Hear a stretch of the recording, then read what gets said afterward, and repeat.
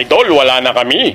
Yan na nga ang sinasabi ko sa iyo, puro ka kasi pag-ibig. Lahat na yata ng payo nasabi ko na pero hindi ka rin nakinig. Ngayon, ito na yung payo na dapat sundin mo. Mag-ML ka na lang, alam mo kung bakit? Halika rito, ipapaliwanag ko sa'yo. Sa ML, kapag nag-pick ka ng hero kung wala namang ibang gagamit, siguradong makukuha mo yan. Pero kapag yung tao pinili mo, napakahirap makuha kahit hindi naman nakaban. Yang jowa mo, kapag araw-araw kayong magkasama, siguradong magsasawa yan sa'yo. Ang ML, hindi magsasawa sa'yo kahit magdamag maghapon ka pang maglaro. Kayo naman girls, binibigyan ba kayo ng mga jowa nyo ng flowers saka ng Toblerone? Hay! Sa ML, kahit talo ka, bibigyan ka ng chocolate ni Moonton. Yang jowa mo, lagi na lang galit sa'yo, ang bilis maubos ng pasensya. Nako sa ML, magbuo ka ng enchanted talisman, hindi ka mauubusan ng mana. Yang jowa mo, kapag may ibang lakad, hindi nagte-text, hindi nagchat-chat, hindi siya nagpapaalam sa'yo. Si Moonton, kapag may binabago sa laro, laging nag-update sa'yo. Kaya naman, mag-ML ka na lang, yan ang mapapayo ko sa'yo. Habulin mo na lang yung star, kaysa habulin yung maling tao. Kapag may jowa ka, bata ka mag-overthink, lalong manghihina ka. Sa ML, magbata ka sa rank game, siguradong lalakas ka. Okay lang sa ML kahit paglaruan mo siya ng paglaruan. Kapag pinaglaruan mo si ML, hindi ka niya paglalaruan. Pero kapag feelings ng jowa mo ang iyong pinaglaruan, baka paglaruan ka din niya tapos sa huli, ikaw pa yung masasaktan. Sa ML, napakaraming hero na pwede mong pagpilian. Yung jowa mo na hindi nagbabago ng ugali, yan lang ang pwede mong pagtyagaan. Yung jowa mo, habang tumatagal, manlalamig na sa'yo. Sa ML, habang tumatagal, mag-iinit ka talaga, pati baterya ng cellphone mo. Kapag nag-aaway kayo ng jowa mo kung ano-anong matututunan mong masasakit na salita. Sa ML, kapag may masasakit na salita, minumute niya kaagad, hindi niya hayaang makita mo pa.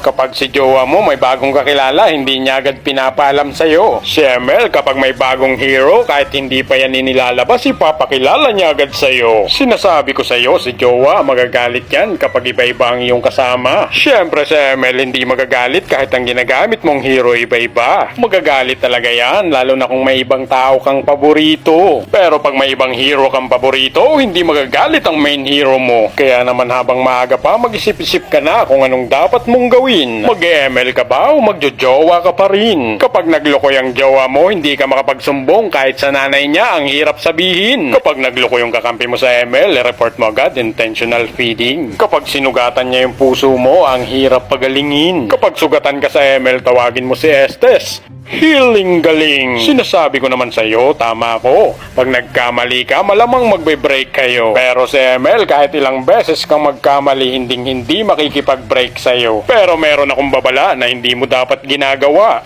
Kapag nag-cheat ka sa kanya, tapos nag-cheat ka rin sa ML, aba, wala na akong magagawa. Diba? Napakasakit isipin, kailangan mo siya pero hindi ka na mahalaga sa kanya. Pero ang ML, hindi siya mahalaga pero kailangan mo siya. Victory, baby!